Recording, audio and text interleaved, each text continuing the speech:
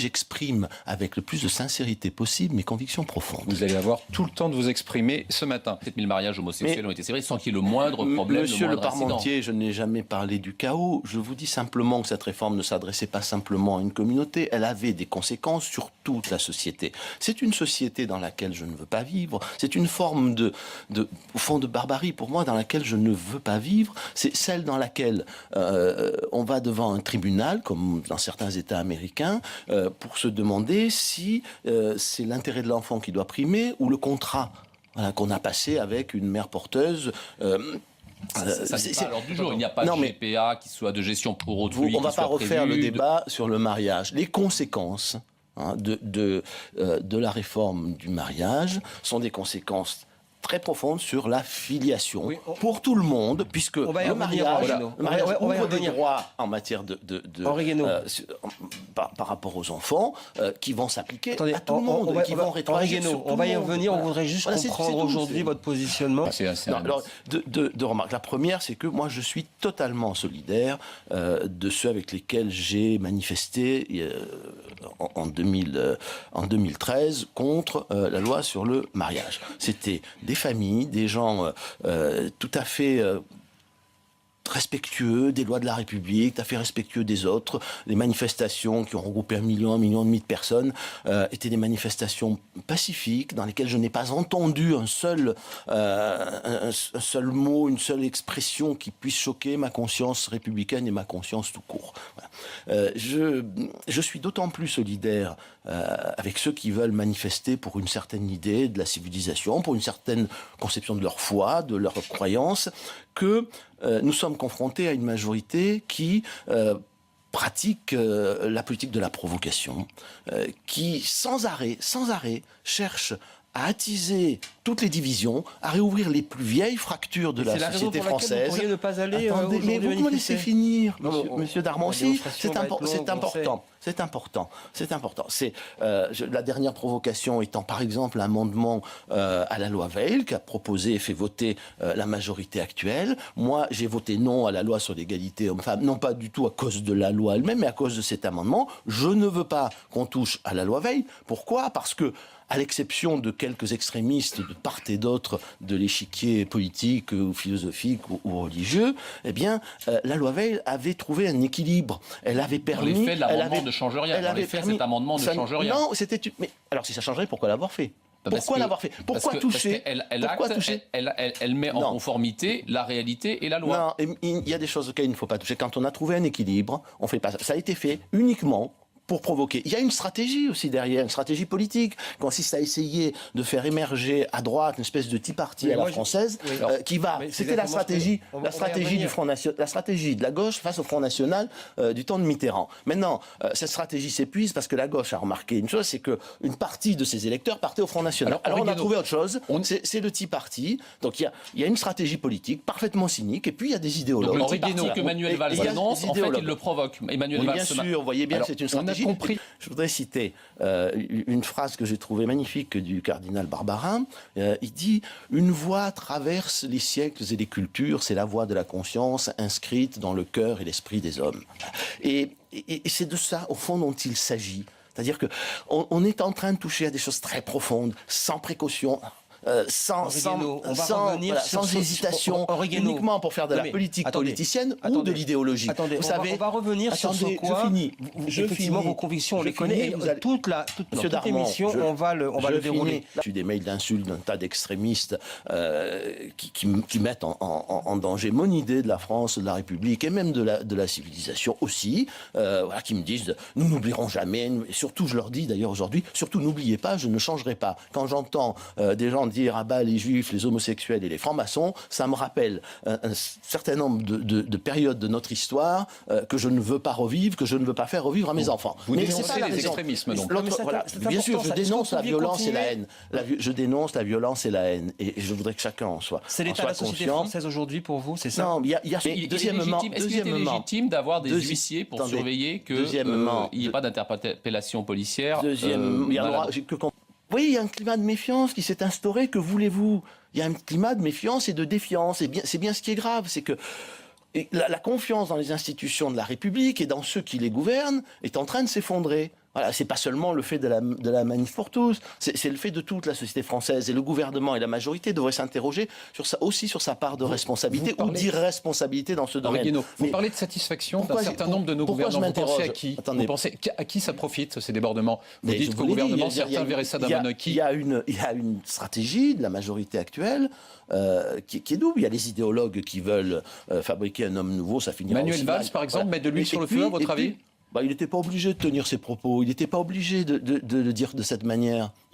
Si c'est dit avec autant de force, comme ça a été dit d'ailleurs au moment de la manif pour tous, on a essayé de faire croire que c'était des manifs de fascistes, d'extrémistes, et rien n'a été cassé, il n'y a pas eu un mot violent, pas un acte violent. Voilà, il y a des manifestations qui ont dégénéré en fin de cortège. Non, à la fin, il y a des groupes qui n'avaient rien à voir avec la manifestation. Est-ce que vous pouvez me citer une manifestation de gauche depuis 50 ans où ça ne s'est pas passé comme ça? Vous n'y pouvez rien. Dans la manifestation elle-même, il n'y a eu aucune parole de violence, aucun geste de violence. On n'a rien pillé, rien cassé. Sur le fond de ce mouvement, le qualifieriez-vous de quoi? De populisme chrétien, comme Patrick Buisson, de réactionnaire? Je réponds à pourquoi aussi je m'interroge? Je m'interroge parce que le rôle d'un député n'est pas d'être toujours dans la rue. Il doit y être à certains moments qui sont absolument solennels. Je suis aux côtés des manifestants pacifiques qui refusent d'être gouverné de cette manière, c'est-à-dire avec une majorité qui abuse de son pouvoir majoritaire et qui dit toujours « Écoutez, je fais ce que je veux, et circuler, il n'y a rien à voir. » Ça n'est pas possible quand on touche à des choses aussi fondamentales que toutes les institutions qui nous font vivre ensemble. Est-ce que vous combattez toutes les rumeurs qui courent sur la prétendue théorie du genre? Comment vous expliquez cette espèce de fantasme et de rumeurs qui circulent sur la théorie du genre? Est-ce que c'est fondé ou infondé? Je combats toutes les rumeurs, mais là encore, si ces rumeurs courent, c'est peut-être qu'on les a aussi alimentées. Pas seulement chez ceux qui ont intérêt à contester l'école républicaine ou le gouvernement, mais aussi dans la majorité. Il faut voir ce qu'on a entendu l'année dernière, ce qu'on continue d'entendre, ce qu'ont écrit ou dit un certain nombre de membres du gouvernement.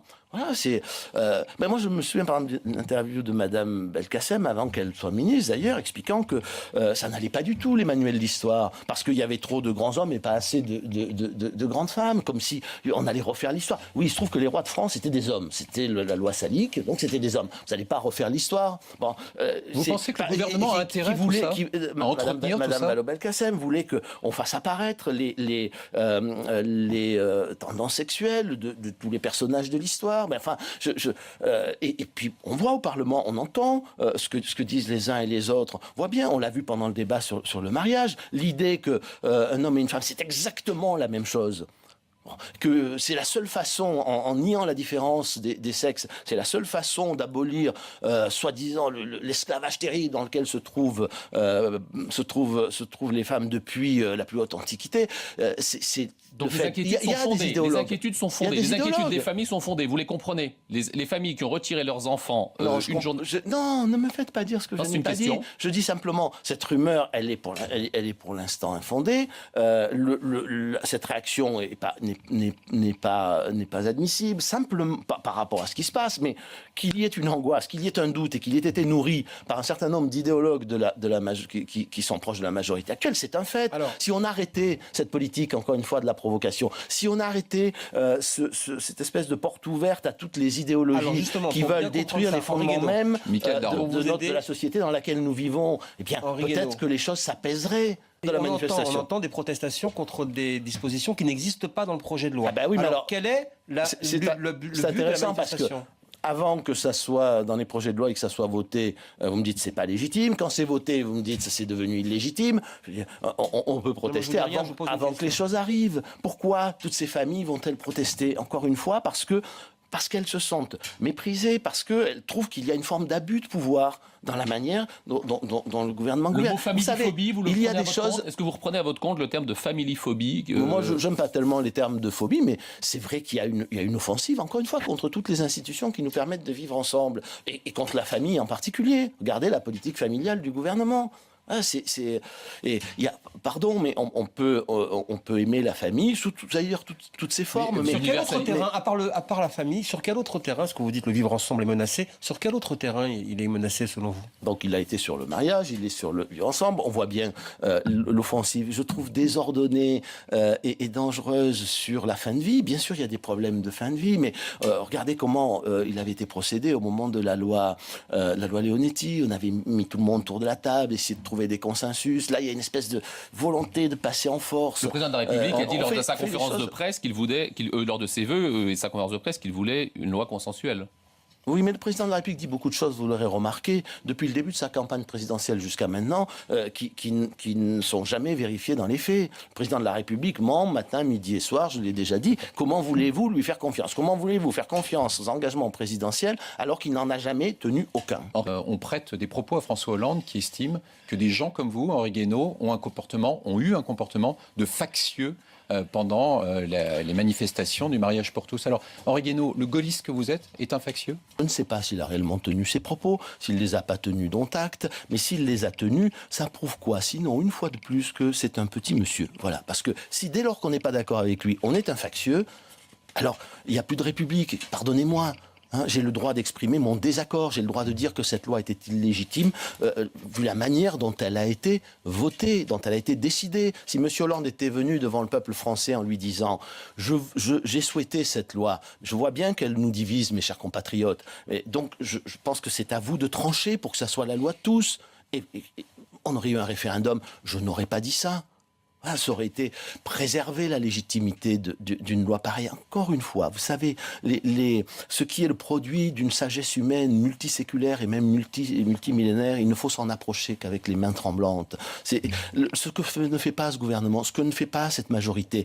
On le voit sur d'autres sujets. Bon, je trouve que la gauche, vous parliez des institutions tout à l'heure qui ne font vivre ensemble. L'école, regardez l'état de l'école. Alors c'était déjà pas brillant. On continue à détruire l'école avec espèce de pédagogisme absurde, ce refus de l'histoire en terminale S, c'était votre gouvernement. C'était une erreur suffisamment dénoncée. La réduction à 4 jours de l'école, c'était aussi l'héritage du gouvernement Sarkozy. Oui, mais ça c'est autre chose. Je suis pas sûr que ce soit ça qui détruise l'école. C'est un gouvernement qui par exemple, ne veut pas appliquer ou n'applique pas vraiment la loi sur la burqa, qui ne punit pas vraiment ceux qui ne la respectent pas, qui n'est pas capable de mettre en prison les gens qui prennent d'un saut en commissariat, qui va affaiblir encore une justice à la dérive avec les lois Taubira. Donc tout ce qui nous permet de vivre ensemble est en train de s'effriter. Et enfin, je finis par quand même un des plus beaux exemples, à mon avis, et qui me meurtrit le plus, c'est la charte des langues régionales. Voilà. La charte des langues régionales qui s'attaque directement à ce qui est un des piliers de notre unité nationale, de notre cohésion, que nous avons mis des générations et des générations, avec énormément de sacrifices, de peines, d'efforts, à construire l'unité linguistique de notre pays. Pour l'occasion de revenir justement sur la politique du président de la République au cours de la deuxième partie, mais je vous propose d'abord de faire une pause, sur les institutions, quelques pubs. On reviendra là-dessus, c'est promis, vous aurez le temps de vous exprimer.